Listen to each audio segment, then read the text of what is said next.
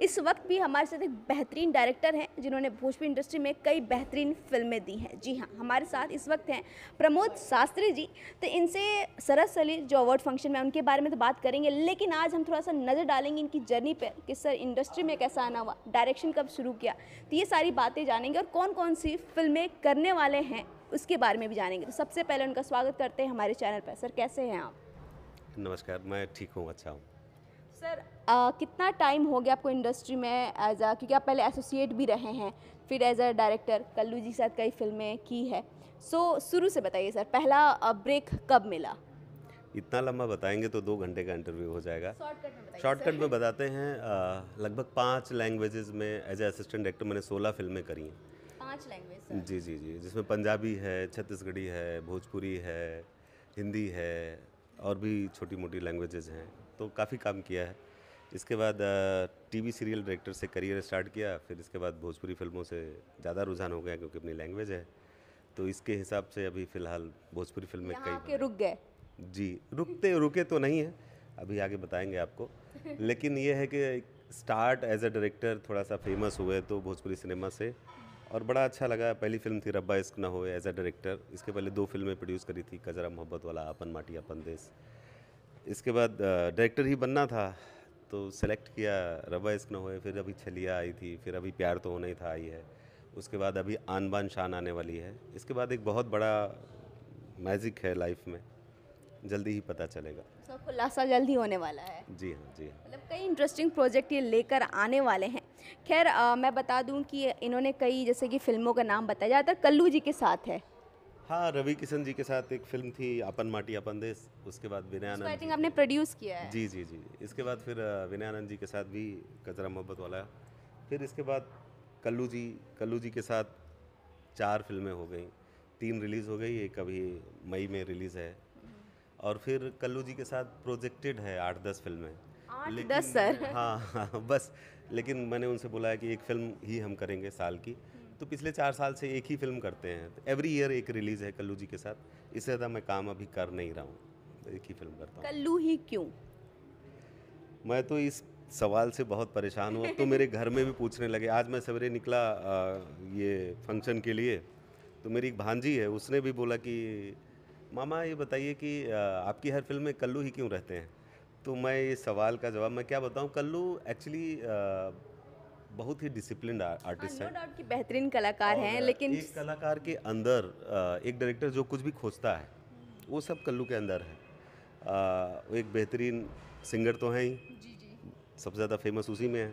इसके अलावा बहुत अच्छे एक्टर हैं और उतने ही अच्छे डांसर हैं, उतने ही अच्छा एक्शन भी करते हैं।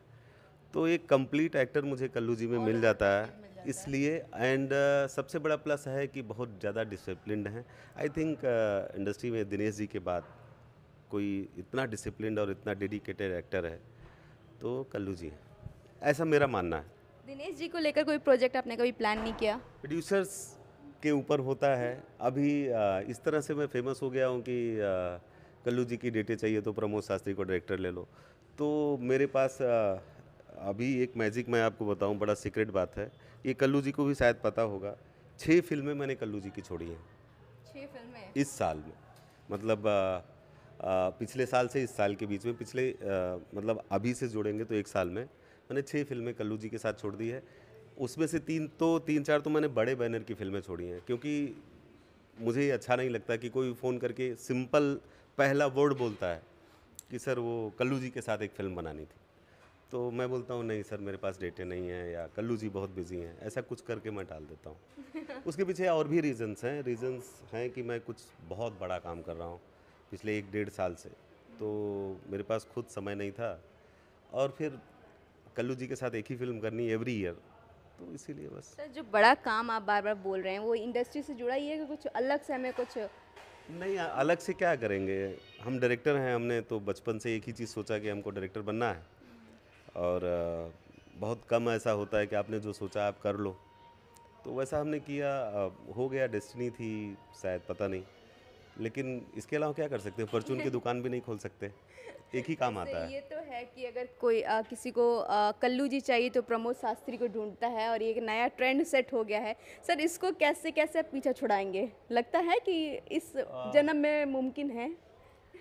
देखिए क्या है कि मैं हिंदी फिल्मों से आया, जी और मैंने 6-7 बड़ी हिंदी फिल्में assistant and as a associate director करी है। एक डेस्टिनी थी, या अपना लैंग्वेज का जो प्यार होता है वो भी था कि मैं भोजपुरी फिल्मों में आया और प्रोड्यूसर बना, बाद में डायरेक्टर बन गया, और एज ए डायरेक्टर ठीक ठाक करियर चल रहा है। लेकिन लोगों को लगता है ना हिंदी सिनेमा करना चाहिए, तो मेरी कुछ ऐसी ही तैयारी है, ऑलमोस्ट काफ़ी कुछ हो चुका है, तो बस ये है। लेकिन मैंने सोचा है कि अगर भोजपुरी सिनेमा ने हमें पहचान दी है तो भोजपुरी सिनेमा को हम छोड़ नहीं सकते, कैसे छोड़ सकते हैं, इस बात है। कितने भी बड़े डायरेक्टर बन जाए, ऐसा मेरा मानना है। मैं अभी पिछले कुछ समय से अपने इंटरव्यूज़ में बोलने लगा हूँ, और ऐसा मैं करूँगा भी, कि मैं अगर मैं 100 करोड़ का भी हिंदी सिनेमा बनाता हूँ, आने वाले समय में 2023 से आपको दिखना शुरू हो जाएगा। अगर मैं 100 करोड़ का भी हिंदी सिनेमा बनाता हूँ, फिर भी मैं एक भोजपुरी सिनेमा ज़रूर बनाऊँगा एवरी ईयर। क्या बात है सर। तो ये मेरा मानना है, क्योंकि वही मेरी पहचान है, तो इसलिए थोड़ा सेलेक्टिव हो गया हूँ, काम कम कर रहा ये हूँ। तो वही बात है, मैं आगे तो बढ़ूंगा लेकिन अपने माटी को नहीं छोड़ूंगा, एक हाथ में भोजपुरी को पकड़ा रहूंगा। बहुत ही अच्छी सोच है सर आपकी कि मैं अपना जो मेरा मातृभाषा है मैं उसको नहीं छोड़ना चाह रहा हूँ, इसमें ही आगे बढ़ते रहना चाह रहा हूँ। तो सर ये तो बात हुई कल्लू जी की। एज अ हीरोइंस में आपकी किससे अच्छी बॉन्डिंग है?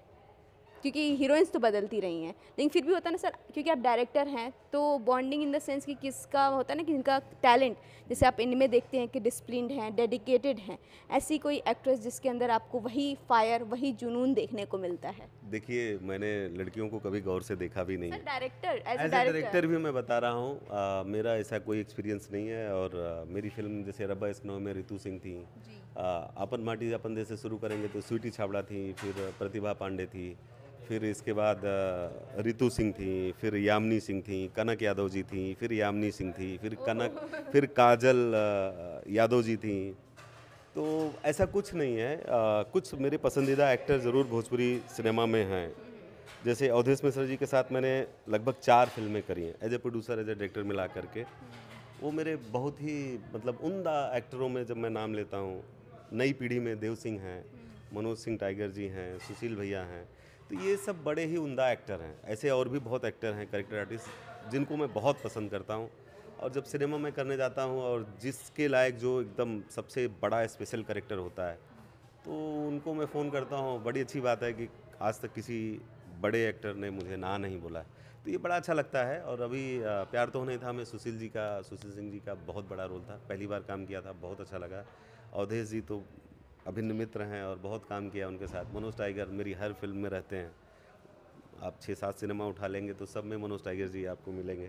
तो ये सब बड़े अच्छे एक्टर हैं, टेक्नीशियंस बहुत अच्छे हैं, बाकी और क्या बोल सकता हूँ। भोजपुरी में तो कल्लू मिल गए आपको, ठीक है, ना चाहते हुए अब वो आपके ही हैं क्योंकि इंडस्ट्री ने आपको सौंप दिया है। बॉलीवुड में आपको दूसरा कल्लू के रूप में आप किसको देखते हैं, मतलब एक ऐसा आर्टिस्ट जिसके साथ आप अपनी फिल्म में लेना चाहेंगे? मतलब ऐसा कुछ सोचा है कि मैं इस बंदे को अपने फिल्म में, क्योंकि इसका स्किल्स बहुत अच्छे हैं? एक्चुअली मैं 2 लड़कों पे काम कर रहा हूँ।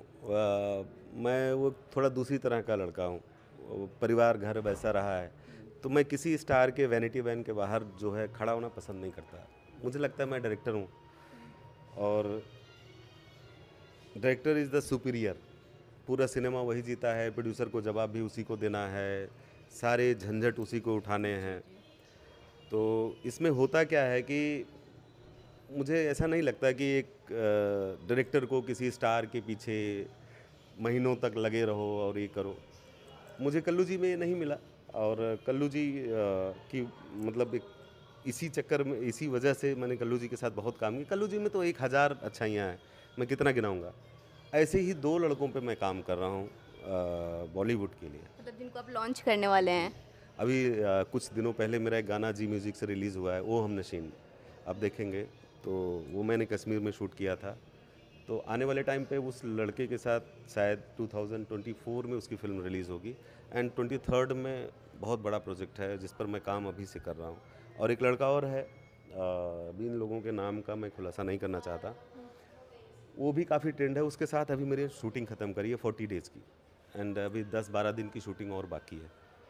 तो बहुत जल्दी मैं ये 2 लोगों पे काम कर रहा हूँ। क्या तो बात है होप सर। कि मैं ये नहीं कहता कि वो भी कल्लू जी जैसे सुपरस्टार बन जाएंगे, लेकिन कोशिश कर रहे हैं कि जितना टाइम वेस्ट होता है इन स्टारों के वैनिटी वैन के बाहर, उतना टाइम किसी अच्छे लड़के पे लगा दें क्या बात तो है। शायद अच्छा कहते हो हैं ना जाए। कि इंडस्ट्री में दो तरह के डायरेक्टर होते हैं, एक डायरेक्टर जो बड़े कलाकार को लेकर फिल्म बनाना चाहते हैं और एक डायरेक्टर जो फिल्म को ही बहुत बड़ा हीरो बना देते हैं। और मुझे लगता है प्रमोद जी हमेशा से उसी में के रहे हैं। जैसा कि इन्होंने बताया कि क्या कॉन्सेप्ट है और आने वाले साल में हमें कुछ नया बड़ा धमाका देखने को मिलेगा। बॉलीवुड में बहुत बड़ा धमाका देखने को मिलेगा, कुछ नए चेहरे भी लॉन्च कर रहे हैं, तो इनकी प्लानिंग तो काफ़ी अच्छी है। खैर अंत में हमारे दर्शकों से कुछ कहना चाहेंगे सर? नमस्कार। ये यूनियन एंड मीडिया जो है, सबसे अच्छी और सबसे सटीक खबर और सबसे फिल्टर्ड, हमारी भोजपुरी इंडस्ट्री में आई थिंक इससे अच्छा कोई यूट्यूब का चैनल नहीं है कि जो इतनी अच्छी और सटीक और इतनी बेबाकी से, जैसा कि आपने देखा, सवाल पूछ सके। और कोई भी ऐसा है नहीं जो यूनियन मीडिया का जो ये बूम है या माइक है, इसके सामने बोलने में हिचके, क्योंकि उन्हें पता है कि यूनियन मीडिया जो है, यूनियन, ये एक अपना ब्रांड है और बहुत अच्छा आप लोग कर रहे हो, इसके लिए बहुत बहुत थैंक बधाई। You so much, thank you so much sir.